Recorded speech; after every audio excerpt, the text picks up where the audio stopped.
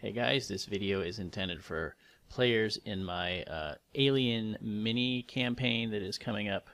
I'm going to explain some of the rules and go over how I've implemented those rules in Roll20 so that we can hit the ground running. I'll keep this short if possible.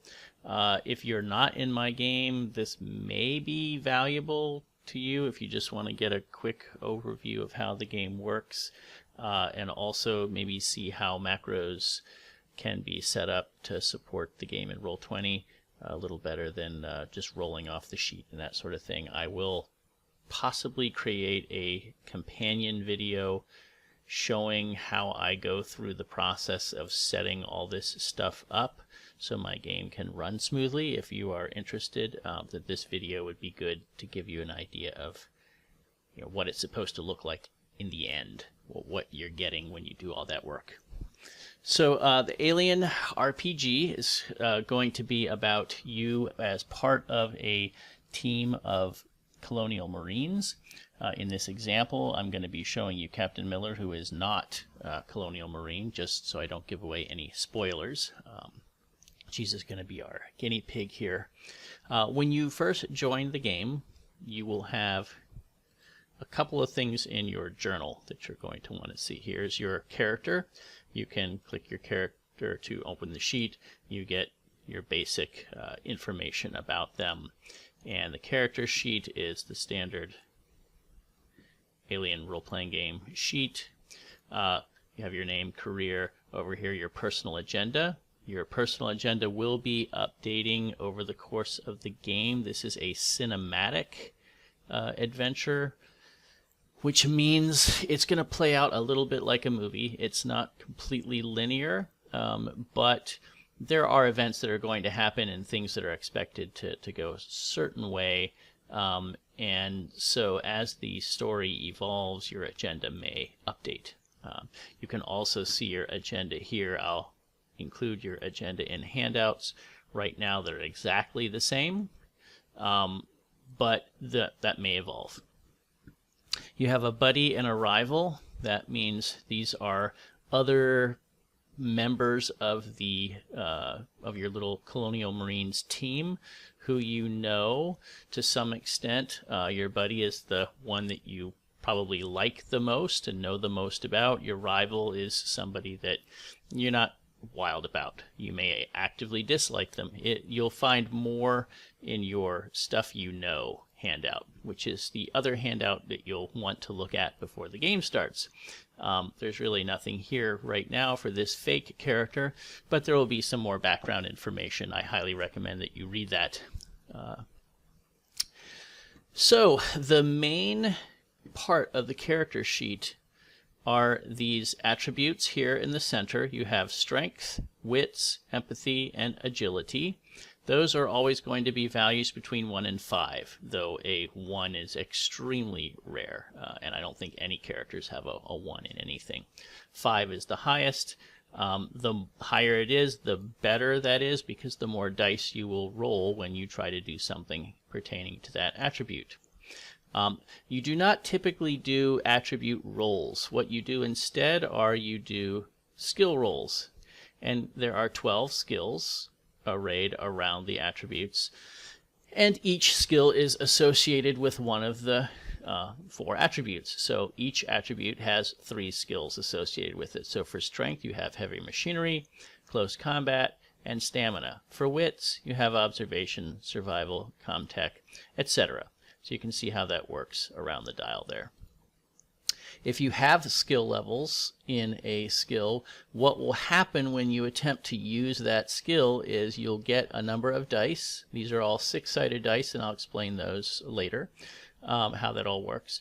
But you'll have 2 dice, in this example, for observation, plus the dice for the associated attribute, which in this case is only 2. So 2 plus 2 would give you 4 total dice. So that's how it's going to work around the board here.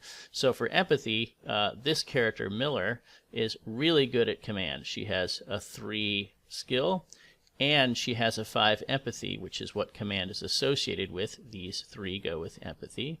So she gets 8 dice total when doing command, which is very good. So that's the essence of the core of a character, which is their attributes and their skills. Other things to pay attention to, you may have, I think every character in this adventure has 2 talents. This one only has 1, by example, but you can see the first talent here, she has pull rank, and it tells you what that does in there. If there was a second one, you would see it on the second one, and so on, if there's a third or a fourth. Those are the most important parts of the character sheet. There are a few other things to pay attention to. Your armor, if you're wearing any armor, higher the better. That will give you dice towards reducing damage if damage occurs. You have your gear listed out over here and a signature item, which your signature item is kind of your calling card. That's the thing that you associate with that character. In this case, she has a jacket patch with the Weyland-Yutani logo on it. You may have tiny items too that take up no space. The gear on here, the encumbrance system in Aliens is a slot-based system. So what that means is, based on your strength, which in this case is a 4 for this character, that gives you a certain encumbrance. So for this character, it's always double your strength. So you have an 8 encumbrance, which means you can have 8 items without suffering penalties. And so most items are just a 1-slot item. So this Seegson system diagnostic device, it takes up 1 line on your gear. So that means it is a 1-slot item. This Eco All-World Survival Suit, that takes up 2 slots. So you can see the name of the suit here, and then there's quotation marks there, kind of continued. This takes up 2 of your 8 slots. It's heavy and bulky. Your service pistol, and then there's a pipe and knife. That means these are only half slots, these items. Some are they're significant enough to not be tiny items, which in theory you can carry any number of tiny items. But in theory, these are small enough that they're big enough that they're not a tiny item, but they're not quite big or heavy enough to be a full item, so you can carry 2 on any one given line. So you're not going to have to worry about that too much in this, I don't expect, but if it comes to that, you can add new things to your gear, or if you lose something, you can remove them. Down here are weapons, but as you can see, there are no weapons listed for this character, and in fact, there will be no weapons listed for anybody. That doesn't mean you don't have a weapon. It means that we're not going to fill out things manually. I have bypassed that by creating macros for every single weapon that's possible in the game. So you do not need to enter all this stuff by hand and adjust it that way. There's a much cleaner way to handle that, which I'll show you in a bit. Over here you have consumables, if that becomes relevant. For example, the survival suit contains 4 air, and these are units which can degrade over time, and if you use them all up, you have no air left. That would be very important if you're out doing a spacewalk and run out of air. As you can imagine, that would be pretty bad. If you suffer any of these bad conditions, you'll just check it here. If you don't, you can turn it off. If you suffer a critical injury, we'll enter those here. Radiation, if you get radiation levels, you can increase or lower those. And there's stress level and health. These are very important, but we're not going to track them on here. That's going to be in your character bubbles, and I will show you that when we get to the character token. So that is the character sheet. That's really what you need to know about this.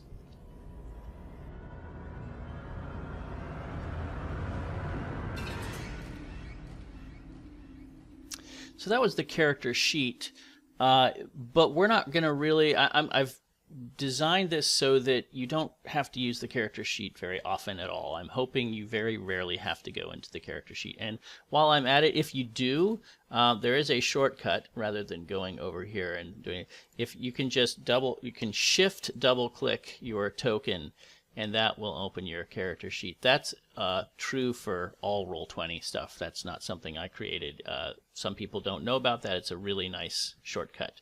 That's Shift, double-click the token, and it'll go to whatever character sheet is associated with that token, assuming it's associated with something. Okay, so the token itself. Most things that you want to do in the game, first principle is you need to have your character token selected. Once you do that, you'll notice that up here at the top of the screen, a macro bar has appeared, and that's all the different macros that apply to this character. It's organized so that you can pretty easily find what you need to find, I hope. The very first bits have to do with combat. These are attacks. If you're in combat, you're going to want those real quick up here. You can see that Captain Miller only has an unarmed attack right now. We will show you how to equip her with weapons later, and then she will actually get those weapons showing in her macro bar. But right now, it's just an unarmed attack.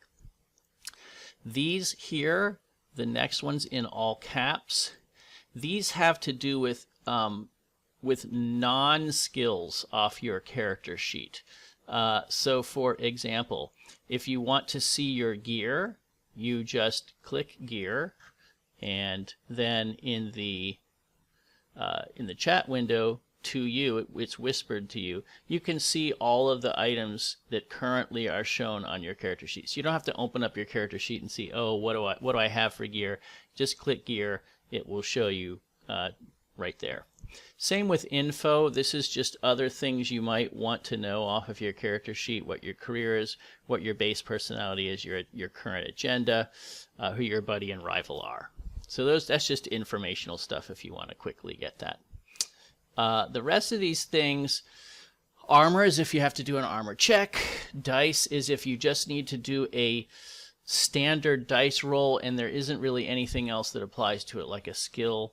And you just need to roll, say, 4 dice for something, which will be very rare, but you can just do that and type in the number of dice and submit it, and it will roll those for you. Initiative only happens if we're in combat, and of course that's never going to happen, so you don't have to worry about that. Panic rolls, which I'll explain panic later. Pushing a roll, that's important too later on. These are supplies. If I ask you to make a supply check for something to see if your supply of that resource is decreasing, you can roll that, and we'll see that later. Finally, if you want to see your talents, you can click talents, and it will just list each talent that you currently have on your character sheet and the summary of that talent again. So those are the basics. Now the parts that you'll use most of the time are these normal ones after here, and those are the 12 skills.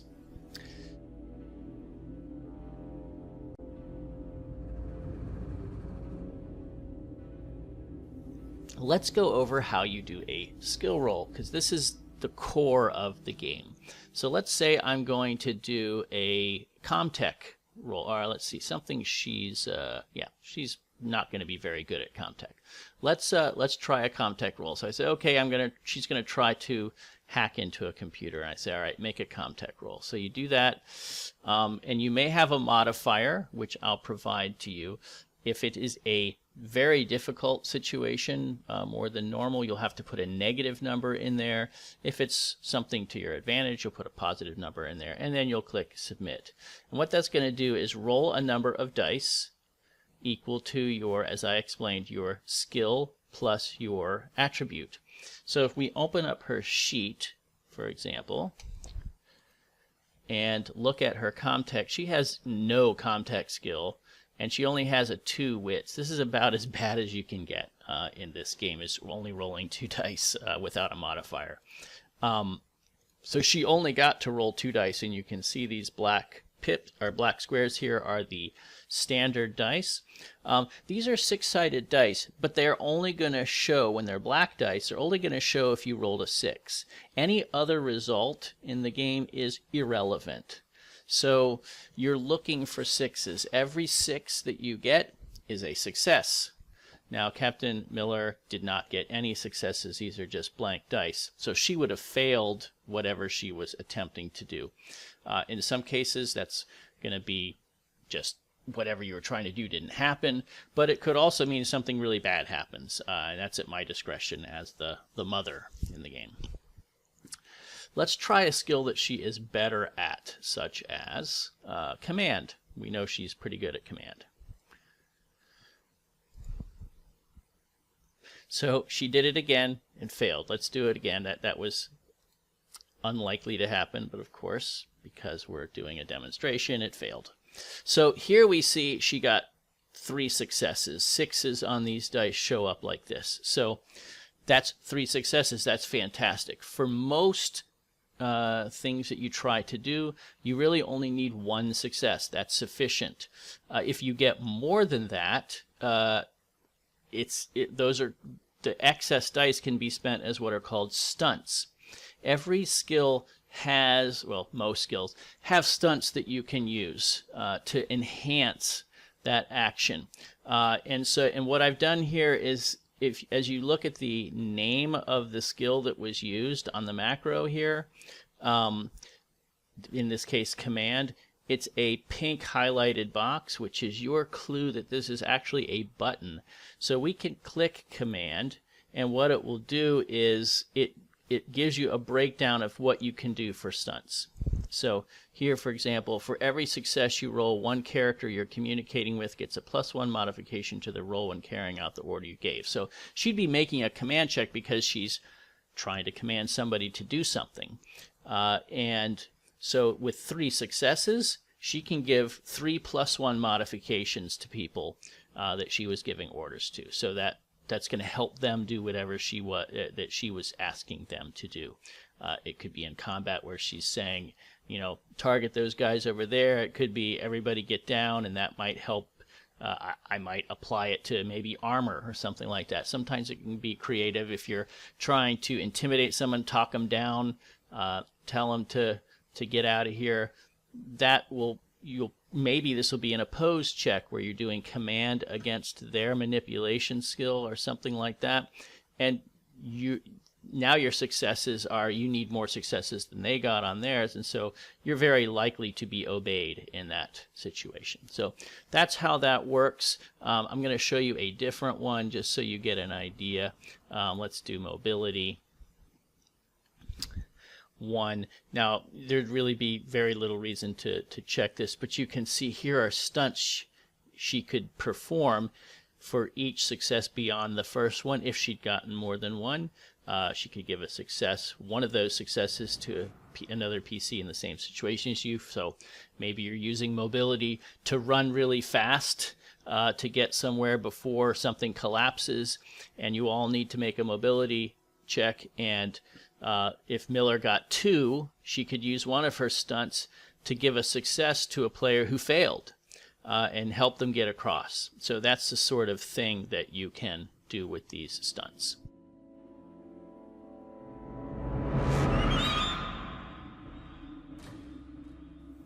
So that's the essence of making rolls. However, there is a very interesting mechanic in this role-playing game where you can push your roll, whether because you failed or because you didn't get as many successes as you hoped for, because you really need some stunts or whatever.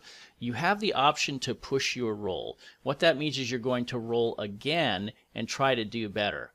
However, there is a price for this, and I'll explain that in a second here. The first thing in the game that you need to do in my implementation is if you're going to push the roll, you have to click the push roll macro up here. So what that does when you push the roll, it increases your stress by 1. You may recall on your character sheet, you have health and stress level.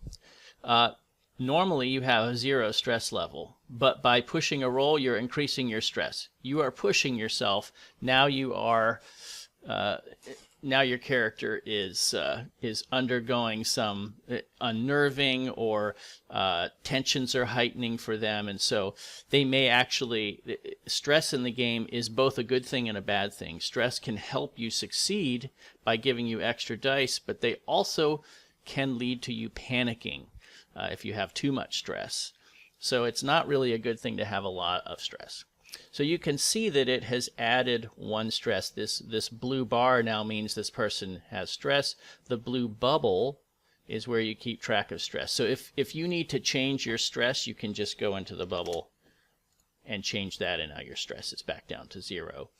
If you go onto your sheet, you'll see stress has been removed. I'm going to put it back to 1.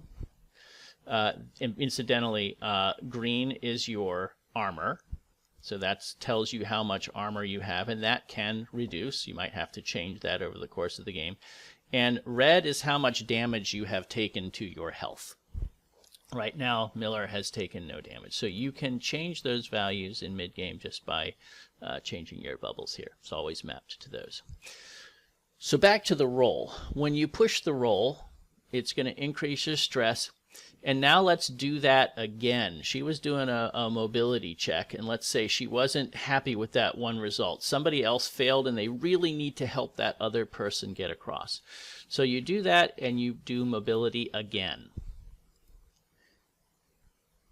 Now what happens is you look, and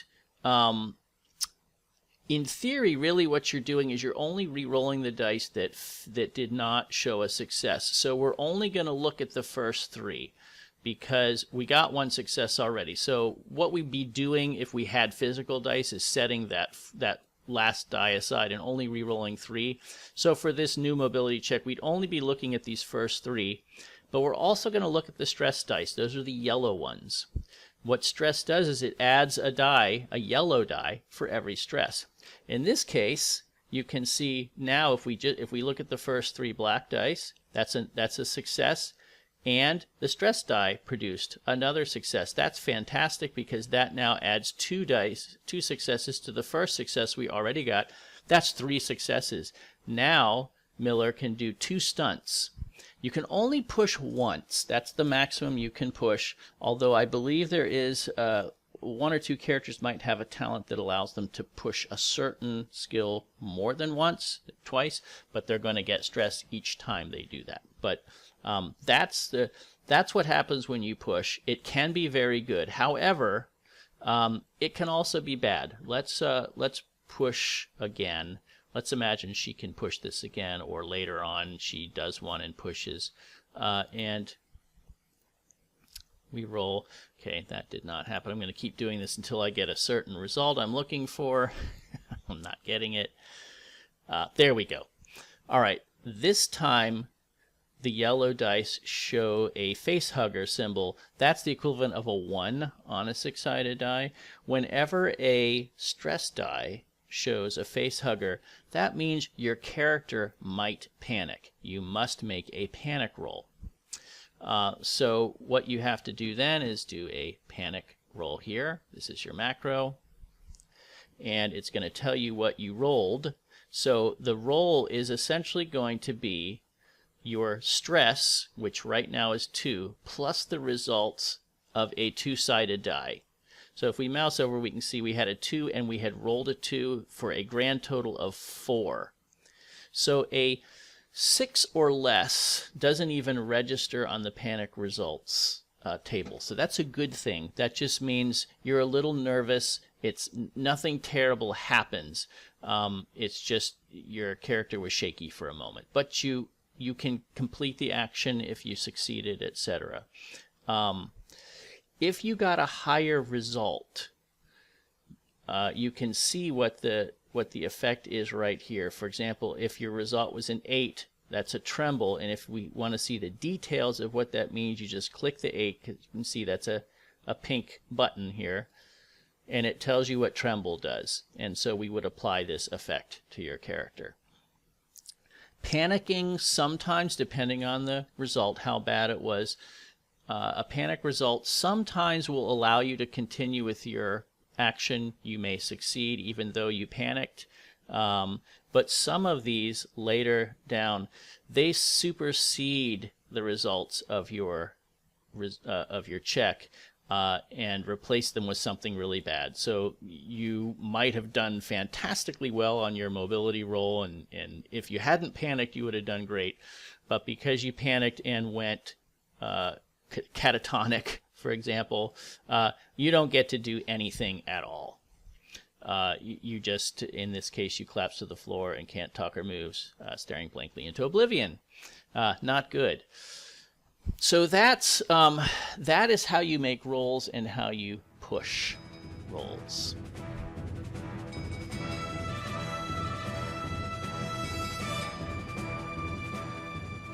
Now let's look at combat. So combat occurs in rounds. There is an initiative order, high initiative to low initiative. Whenever combat starts, I'll ask you to make an initiative roll, and you will do that with the initiative macro. That will throw you into the turn order. When it is your turn, you may take two actions, a slow action and a fast action. If you prefer, you can do two fast actions instead of a slow action and a fast action, but you may never do two slow actions.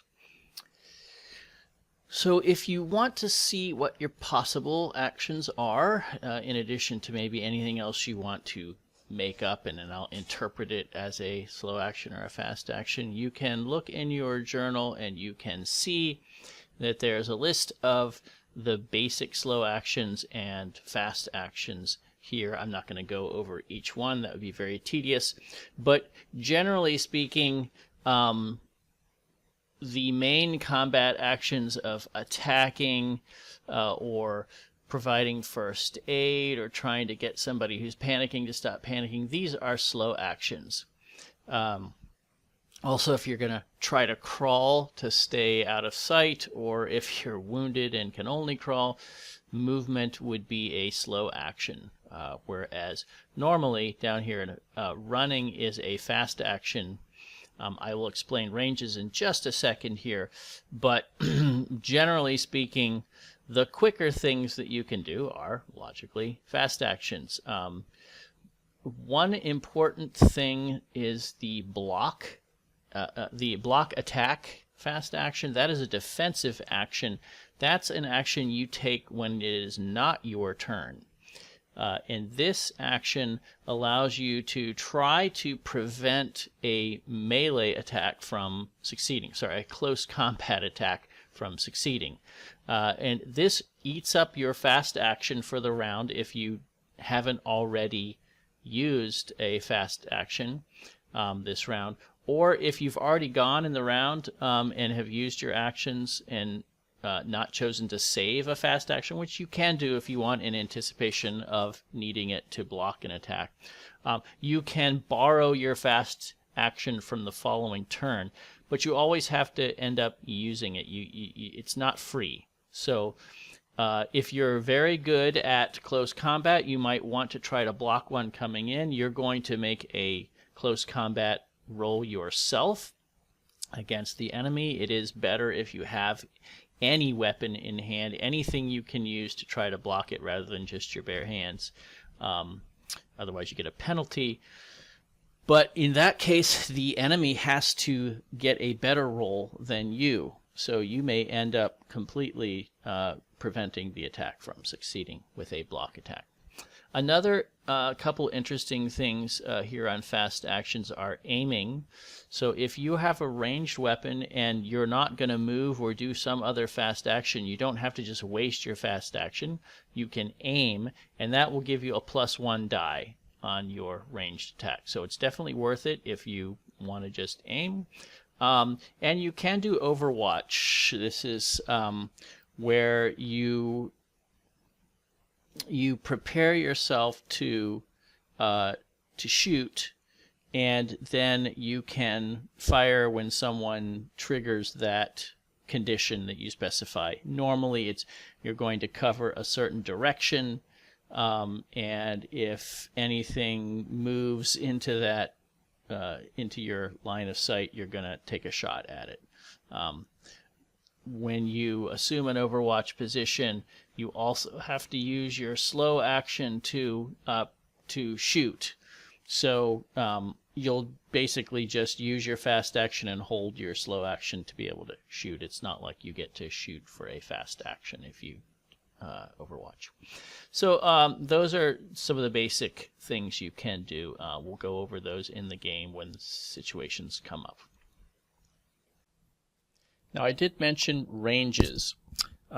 Range in Alien is actually tracked as an abstract distance. It's kind of a judgment call on my part, and you don't really move, say, 8 feet. When you move, you're generally moving closer or further away from things or opponents, and decreasing or increasing the range as a result, your range category to that thing. So the range categories are engaged, which is right up in someone's face. You're right next to it. You could touch it. That's the closest. Short range is they're very close. You could very quickly get to that location or person.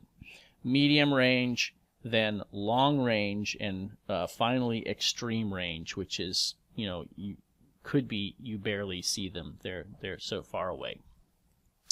Generally speaking, when you run or move, you are decreasing the range or increasing the range by one of those categories. So, for example, if you're at medium range and you're trying to get closer to someone, your run would take you to short range under normal circumstances. Now, there may be conditions where that's not going to work. You may have to make a mobility roll to actually succeed if the conditions are difficult, or there's like a lot of debris on the floor, etc., a lot of cover that you have to get around. You might have to make a mobility roll. Same thing is moving away from things. You would move from medium then to long range. Long to extreme and extreme to long can sometimes be multiple moves depending on how extreme that extreme is. That's, again, going to be my judgment call. It's all a little bit abstract, as I said. Try to be reasonable. Most things will probably happen at reasonably short ranges, so it's not going to be that difficult. So how do you make an attack? Typically, you are going to use a macro. Captain Miller here she has nothing really equipped that can be used as a weapon, so she is at the moment going to have to use her bare hands. So she has an unarmed attack, and so let's try that and see what happens. So if there's a modifier, you'd add it here. Most times there won't be a modifier, but for ranged weapons, sometimes the distance will affect your chances, and you'll either put a negative or positive number in there for more or fewer dice. Okay, so Captain Miller made an unarmed attack, and this is the result. Now remember, she still has 2 panic, so she's going to add her panic dice. Panic dice affect every skill roll you make, including combat rolls, skill rolls.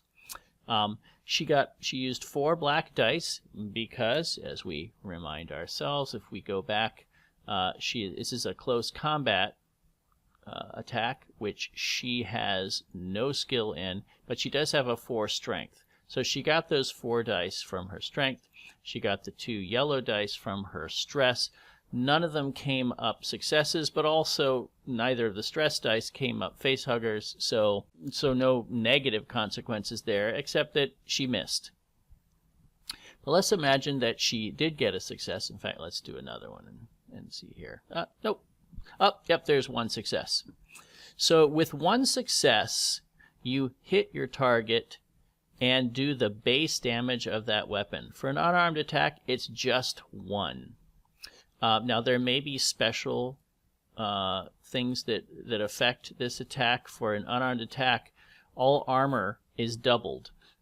So if you punch someone or something that is wearing armor or is armored, like the thing behind Captain Miller right now, they're going to get double the effect of that armor. They're going to get to roll twice as many dice to stop your attack.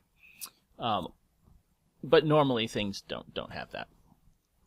So that would mean she inflicted 1 damage, and the target would suffer that 1. And that would add into here.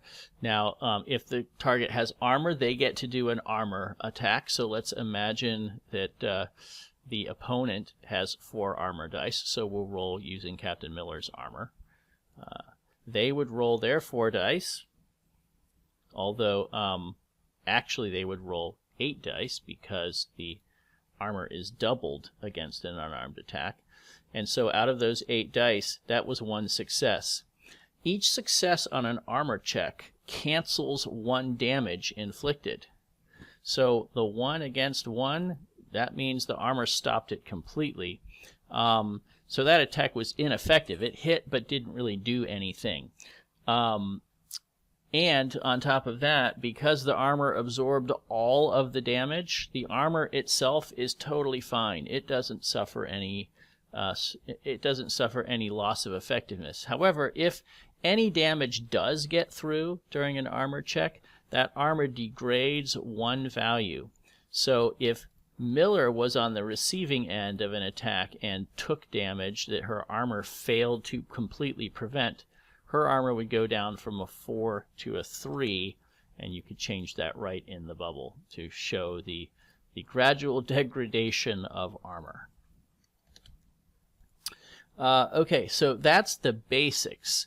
Now, if you get more than 1 success, that's where stunts come in. Just like with most skill checks, there are stunts that apply to combat. Let's imagine that she did get 2 successes here on her unarmed attack.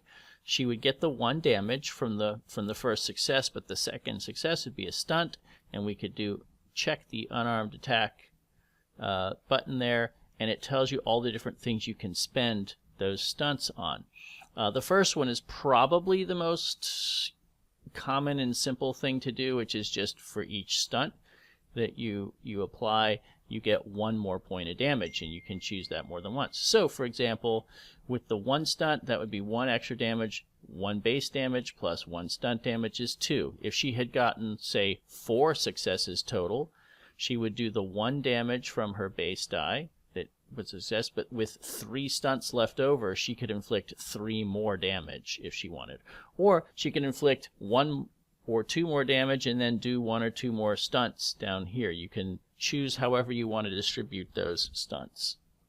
So that's close combat. Let's assume that she has a ranged weapon. So let's actually give her one. And this is how you give and take away weapons to your character rather than having to go into the gear section and add it and then write all the stats in. If you open your character sheet and look at the Attributes and Abilities tab, you will see that on the right here in the Abilities section, there are all of these weapons listed at the top of the list of macros for this token, for Captain Vanessa Miller's token. So if she picks up a weapon, let's say a blunt instrument, you can check that off on Show as Token Action, and now she will have that macro available to her. And it's also a way for you to keep track of what she has available for combat. Let's also give her a service pistol. And let's go crazy and give her a pulse rifle as well. So now, when we come back, it doesn't immediately show up. You have to click off the token and then back on the token to kind of update the macros. But now you can see when we come back onto the token, you can see that there's a blunt instrument, her unarmed attack, her pulse rifle, and her service pistol. So now let's try the service pistol. And you can see that the service pistol gets 2 bonus dice. So in addition to her normal skill using a service pistol, she gets 2 extra black dice. So that's, some weapons are more accurate than others. The base damage for a pistol is still only 1. Not so fantastic. And you can see that there are ranged combat stunts for that weapon, which are very similar but not identical to the close combat stunts. So you can, and they apply the same way. Armor also works for service pistols, so if somebody has armor, they'll roll against it, but you'll see it's not doubled against a pistol like with an unarmed attack. Nor is it for blunt instrument, by the way, too. That's one of the advantages of using a weapon, is that it's always going to be more effective against armor than just using your bare hands. Now let's look at the pulse rifle. You can see the attack results here, and also that it's armor-piercing damage, and it's capable of full auto fire.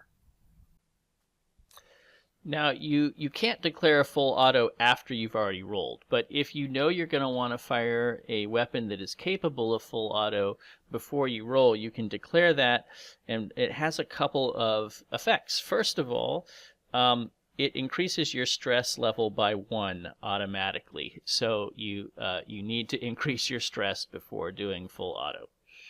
Then you're also going to get a +2 modification to your roll. And then what happens is you can distribute all of the successes that you get however you want among enemies that are all within short range of each other as you fire. So let's try this. So she has 2 stress right now. Let's say she wants to do her pulse rifle on full auto.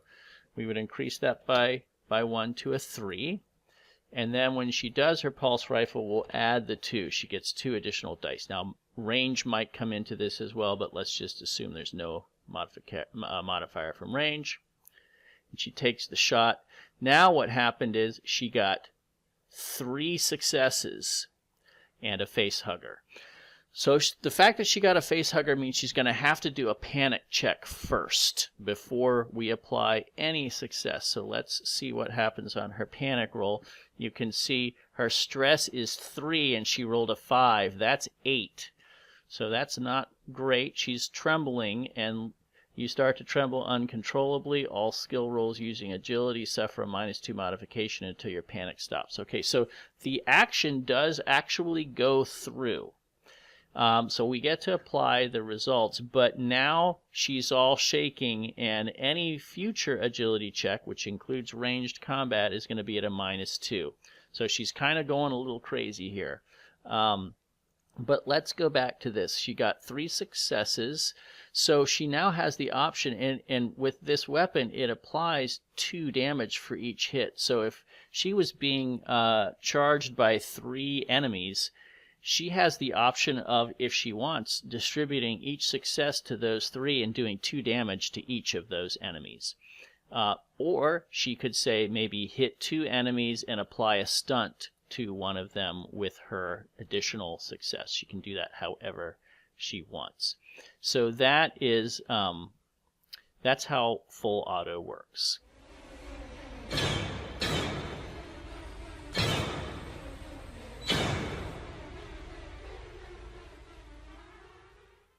Now that's the essence of combat resolution.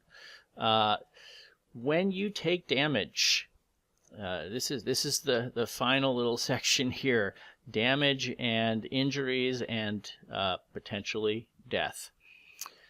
So you may have noticed everybody has health. If you look at your character sheet, I'll remind you, your health is generally equal to your strength. That's the most damage that you can take and still function.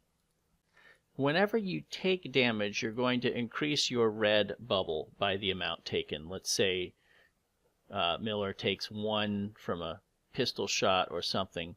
That's just 1. Now she's not at her max yet, so she's still fully functional. There is no effect of little losses of health from damage until you reach your maximum. So no partial effects here, but as soon as she gets to 4, her bar has filled up. She has reached her maximum damage that she can take, and now she is what is called broken. And while you are broken, you're out of the action. You're not dead. That might be lethal, but normally you're just down and incapacitated for a brief period of time. But you do have to roll a critical every time you drop to 0 to see what happens, and this can be fatal. So when you hit that point, you have to use your critical macro up here, which I added in between shots here because I forgot to add that in. When you do a critical, you roll, and it'll tell you a result on a D66, which means it's 2 6-sided dice, 1 for the tens, 1 for the singles digit. So in this case, we got a 1 and a 6. Generally speaking, lower is less dangerous. High is very dangerous. So with a 16, Miller got very lucky.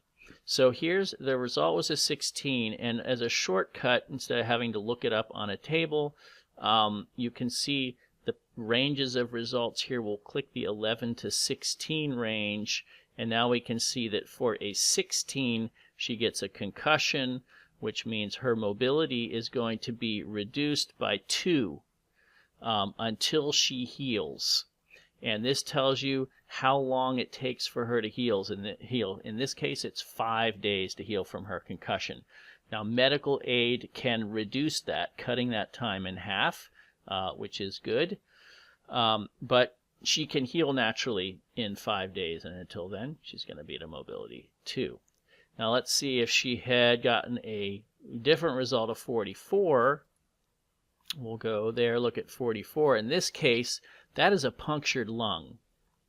And incidentally, if a critical wound is impossible or just doesn't seem to fit the situation, like punching with your bare fist isn't really going to give somebody a punctured lung.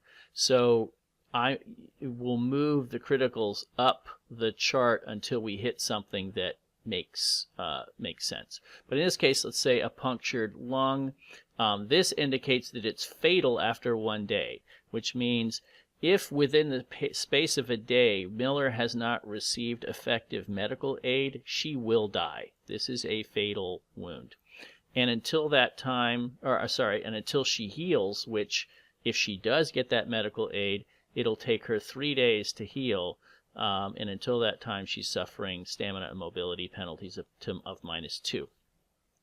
Now, there is a space on your character sheet to put the critical results. The easiest way to do that is to select the result, copy it, either with a Control-C or right-clicking and doing copy like I just did.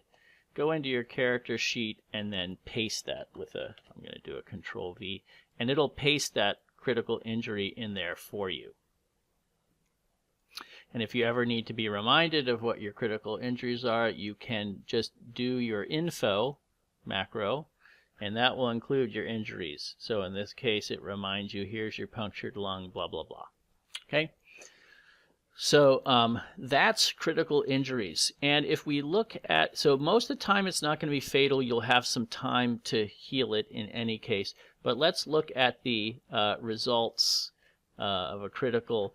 Let's imagine that we get a 61 to 66. This is where the really dangerous stuff is. A couple of these are fatal very quickly, like you need help right away or you're going to die. Whereas 63 to 66, unfortunately, these are immediately deadly. There's no chance of surviving these. So anytime you drop to 0, there is always that chance that you are going to be killed instantly. Now, you do recover his health naturally over time, but generally, and someone can try to help you with medical aid just to recover some of your health loss when you're at your maximum and get you back on your feet pretty quickly. but that critical injury could be really bad. So it's really the critical injuries you have to worry about most. The momentary loss of health can be dealt with and will go away reasonably quickly.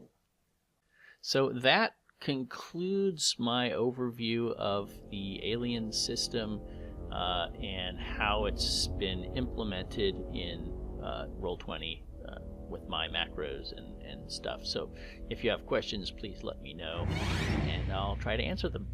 Thanks. Hope you enjoyed watching this, and I look forward to being in game with you.